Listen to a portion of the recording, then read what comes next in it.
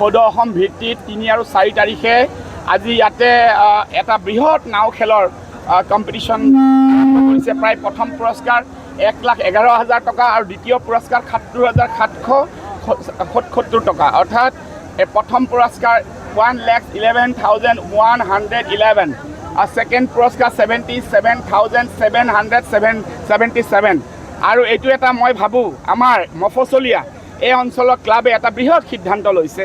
ইয়াত আমাৰ আঞ্চলিক পঞ্চায়ত চেয়াৰমেন, ভাইচ চেয়াৰমেন, জিলা পৰিষদ, কাউন্সিলাৰ সকলো জড়িত আছে। আমাৰ ইয়াত গোটেই মণ্ডল জড়িত আছে, অভিভাৱকসকল জড়িত আছে।